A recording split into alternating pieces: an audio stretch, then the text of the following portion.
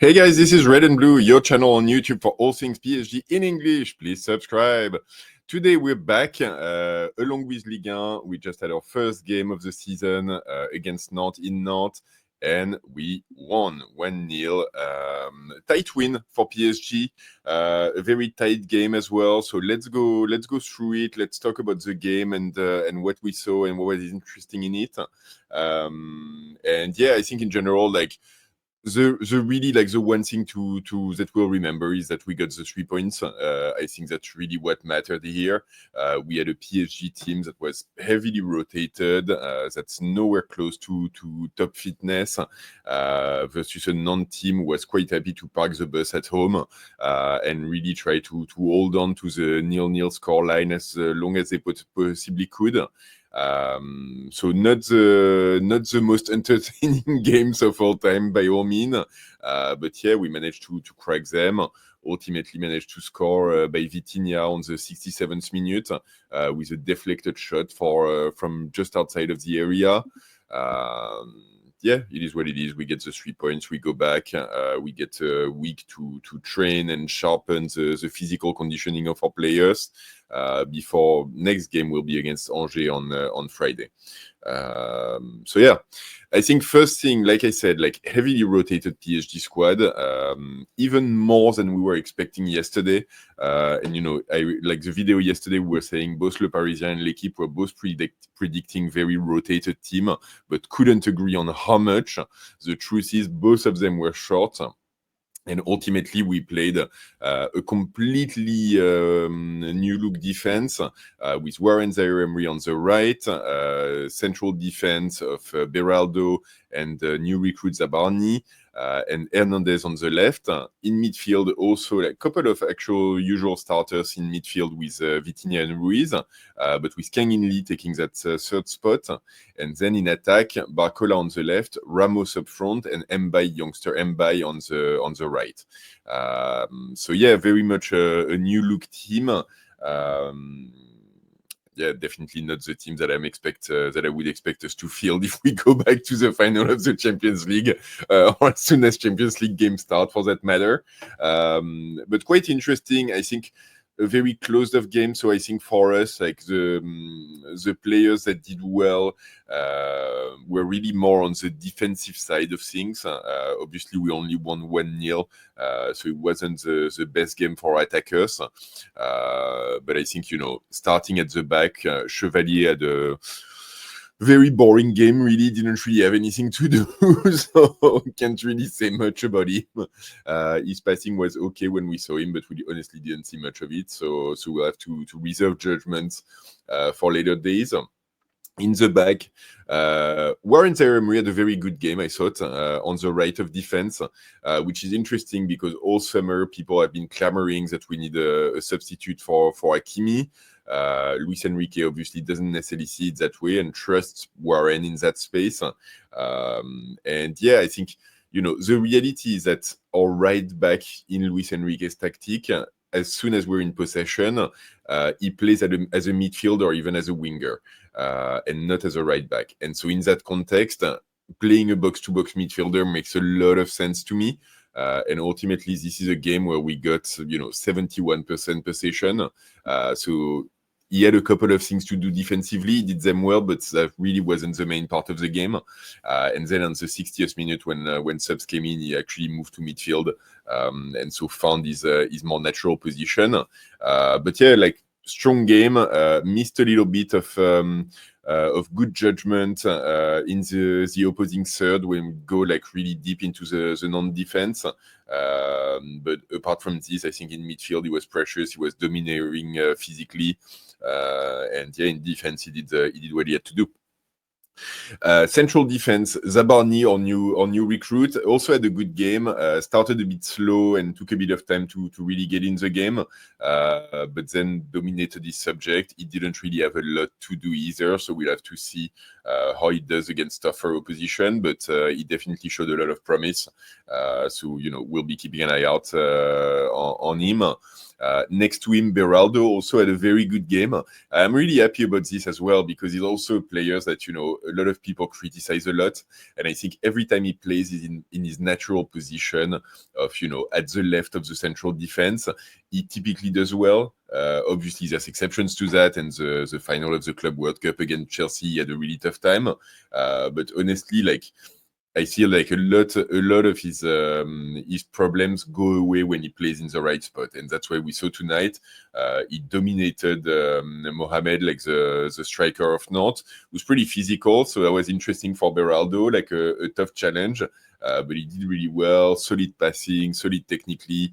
He was very close to scoring as well, and had a ball that rebounded onto him that went onto the post of Nantes. Weird kind of opportunity. But so really good game. On the left, Hernandez, pretty solid. I do think he was a little bit better than what we've seen from him last year, so that's encouraging. He can obviously do better. I would have liked him to contribute even more in attack, given that we were playing against a team that was very defensive. So would have loved for him to move forward a little bit more. He looks a little bit more fit than last year as well. Maybe that's just me, but I thought that was interesting. Maybe that will help. And he gave a post-match interview where he talked about the World Cup at the end of the season. And I think for him, that's going to be a big target. So hopefully that gives him, a little bit of extra motivation to get back to his top level. In midfield, Vitinha, great game, fantastic. Obviously, he's not back to peak fitness yet, so there's still a lot that he doesn't do as well as he can do. But he touched 130 balls. He scores the winning goal. He's generally, the maestro, the organizer of the PSG game. I think he does that really well. So it's typical Vitinha, really. It's amazing, and there's really not that much to say about it. So good game for him. I was surprised he wasn't. He actually did the full 90 minutes. I don't think he was substituted off. I wonder how he's doing physically and how he's ramping up, because I think he also played the full game against Tottenham earlier this week. So is it a question mark of is impossible to replace within our squad, or is it a question mark of not a question mark, or just a fact of he's more fit and ready for the season than his partners. So that we'll have to see in the coming game. Maybe with Joao Neves coming back from suspension, he gets to rest a little and doesn't play as much against Angers. We'll see how that goes at the end of next week. The next one, I'm actually a little bit, I don't know, curious about Fabian Ruiz. He didn't have the best game, but then again, I don't really expect him to. I was more surprised by him doing so well, getting on the pitch against Tottenham. But I think for me, Fabian Ruiz is that prime example of a player that really needs to be really at his peak match fitness to deliver the best he can do. He really needs to be well fit, well ready, and he needs to play game after game after game to really get to his best level. So not surprised that he's not at his best level. What I would say is that it feels to me that it's the second time Tottenham he came on the pitch around the 60th minute. Here he played the first 60 and then came off. And it's the second time where he feels like he's part of the substitutes rather than the starting 11. So I don't know if it's just managing his time or how Luis Enrique is handling him. Obviously, he's a player who performed incredibly well for us last season and really participated in us managing to win so many trophies. So I don't know, something to keep an eye on, but ultimately, Tottenham, he was part of the subs when all of our usual starting 11 started the game, and now he started the game against Nantes, which was more of a substitute game, and came off on the 60th. So I don't know, we'll see in the long term, but I think it also dovetail, and I'll just jump ahead into Doué. And Doué's positioning, and even to a lesser extent Kang-In Lee. But I wonder if one of the things that Luis Enrique wants to try this season would be to have a bit more flexibility of playing in a 4-2-3-1 position. So with one of the midfielders becoming a number 10. And so, that might be why we've seen Doué play in midfield against Tottenham, why Kang-In Lee also played against Nantes, and then Doué came on board as well. You don't always see it. Sometimes they revert back into the 4-3-3, like more traditional shapes that we've seen last year. But I do wonder, because also one of the things that we've seen against Tottenham was team coming at us with a very high press, and how we need to find spaces at the back of that press to be able to move the ball forward. And so against Tottenham, we've seen Dembele move very far back down, almost to Vitinha level, off of number 9. And so I wonder if having a second player in that area who can either drop back to beat the press or jump ahead if Dembele or number 9 comes back down, if that's not a tactical option that Luis Enrique is looking at. Time will tell, but yeah, and if that's the case, that's also why I'm a bit concerned about Fabian Ruiz, and whether maybe he's in the process of potentially losing his place in the starting 11. Maybe I'm reading way too much into this. It's very early in the season, and we're basically in summer prep. So let's hold on to that one for now, and we'll see how it pans out in September, in October, when things get real. So yeah, that was Fabian Ruiz anyway. Kang-In Lee didn't have as good a game as he did against Tottenham. It was a bit disappointing.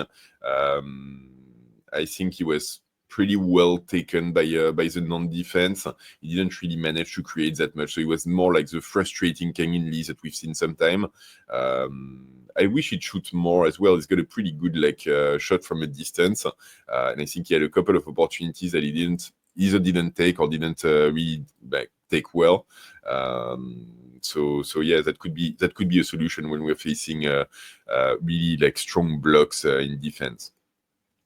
In attack, where do I start? Let's start with Mbaye.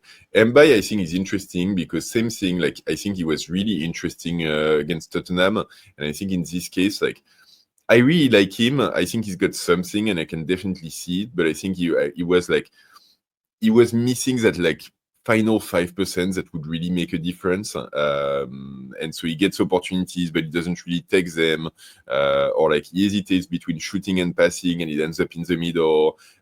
He takes too much time, and the defense comes back, or he doesn't really want to go into a 1v1 situation and passes the ball back. So it felt yeah, he's got something, he's got talent, and he's a 17-year-old player as well, so he's very, very young, and he's got a lot of development ahead of him.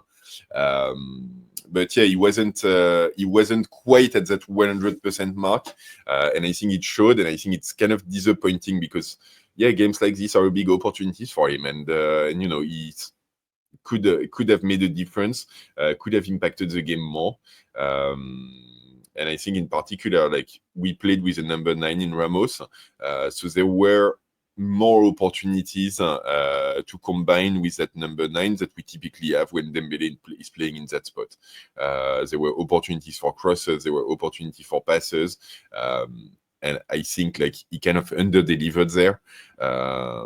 So yeah, I'm looking forward to seeing more of the player, but I'm also looking forward to seeing better of the player. And that's my takeaway for this game.